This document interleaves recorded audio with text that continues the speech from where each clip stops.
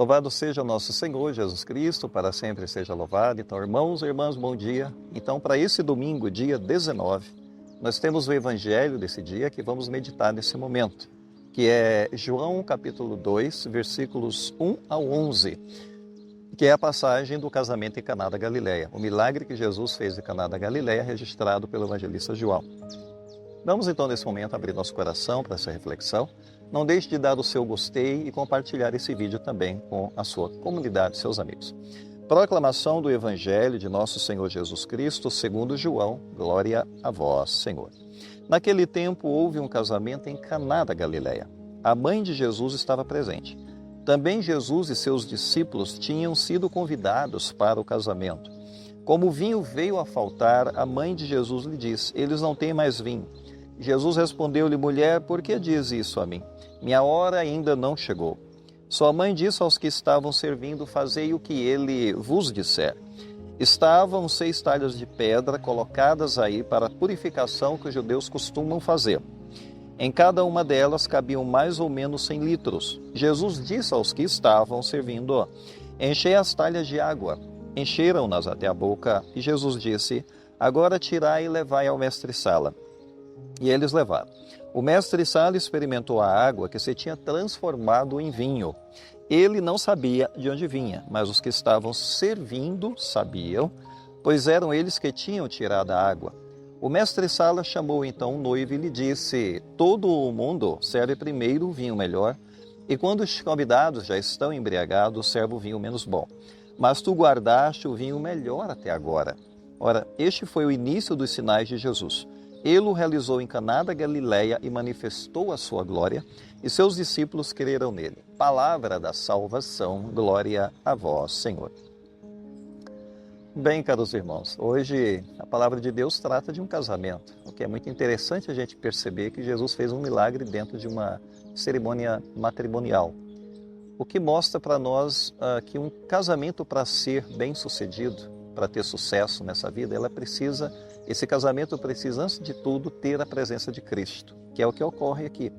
O casamento tem alguns segredos, a gente sabe, os segredos para ser bem sucedido. Primeiro é convidar Cristo a estar nesse casamento. Versículo 2, abre aspas, também Jesus e seus discípulos foram convidados para o casamento.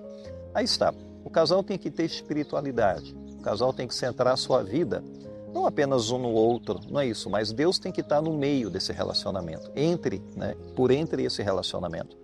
Jesus ele deve ter gasto uns 2 dias, mais ou menos, com a sua mãe para se deslocar até Caná, que estava a uma certa distância. Então Jesus ele faz uma viagem até esse casamento para participar, o que demonstra o desejo dele de participar da nossa vida. É o que a gente então começa a perceber como lição aqui. Cristo quer estar em nossas vidas, Cristo quer participar de nossas vidas, Cristo quer estar em nossos corações. Se a gente perceber claramente, um casal, o homem e a mulher, é muito diferente um do outro, a natureza é diferente, o comportamento é diferente, os pensamentos são diferentes, gostos são diferentes. Então, se não tiver alguma coisa a mais nesse casamento para amarrar, já que são pessoas tão diferentes, e para dar certo precisa ter um terceiro elemento dentro desse casamento, que é Deus. Digamos assim, a terceira dobra da corda. Nós temos uma corda, 2 cordas, mas a terceira dobra da corda é que faz com que esse casamento se torne forte. Quem diz isso é Eclesiástico, capítulo 4, versículo 12. Abre aspas. E se alguém quer prevalecer contra um que está sozinho, 2 juntos lhe resistirão. E o cordão de 3 dobras nunca se quebra facilmente. Fecha aspas. Interessante, o cordão de 3 dobras. Seria o homem, a mulher, o casal e Jesus. O terceiro elemento desse casamento que a gente pode comparar com o que Eclesiástico está ensinando. O cordão de 3 dobras.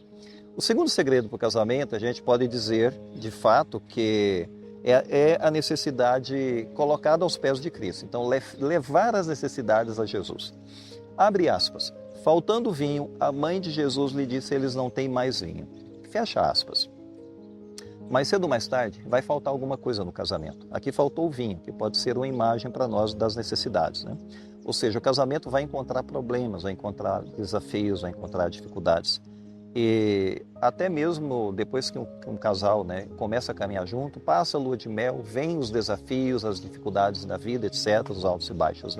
Mas o que faz Maria? Maria ela não tentou resolver aquilo sozinha, ela levou a necessidade para Jesus. Aqui a gente percebe que ela não tenta solucionar isso sozinho, né? Dar uma resposta para isso sozinha. Ela não poderia fazer isso. Então ela leva para Cristo. Então Deus ele é movido exatamente pela fé. Quando a gente, na nossa fé, leva nossas necessidades para Deus, Deus vai olhar isso daí.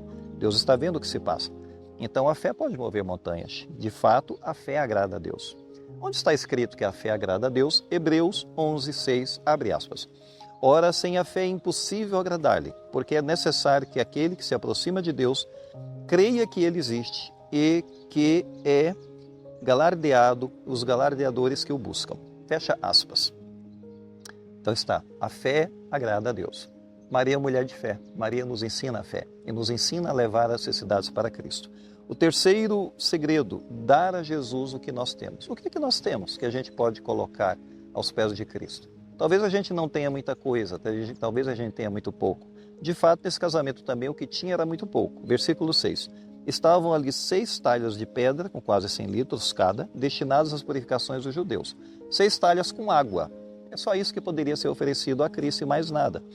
E a água não poderia fazer nada por aquela festa, né? Insípida, sem sabor, muito diferente do vinho. Eles precisavam do vinho.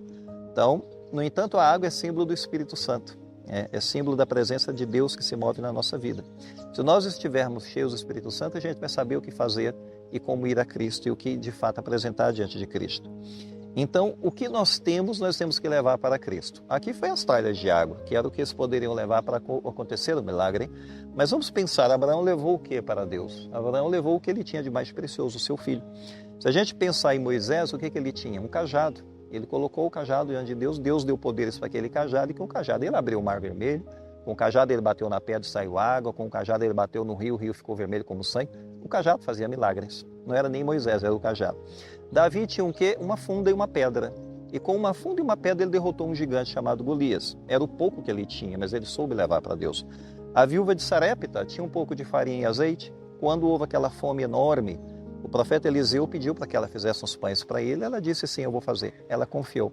E aquela farinha, aquele azeite nunca mais secou. Era o pouco que ela tinha, mas ela colocou à disposição. Os discípulos também, o que eles tinham no meio daquela multidão, 5 pães e 2 peixes. E Deus usou aquilo, Jesus então faz o milagre a partir do pouco que eles têm. Ou enfim, colocar aos pés de Cristo o que nós temos. Quarto segredo, fazei tudo o que ele vos disser. Fecha aspas. Uma palavra de Maria que orienta a nossa vida. Aqui a gente percebe como que a Virgem Maria está nos orientando. É um grande conselho, não é? O milagre ocorreu porque eles obedeceram essa palavra da Virgem Maria. Fazei tudo o que ele vos disser. Bem, irmãos, vamos pensar então nessa realidade, né, que ocorre aqui.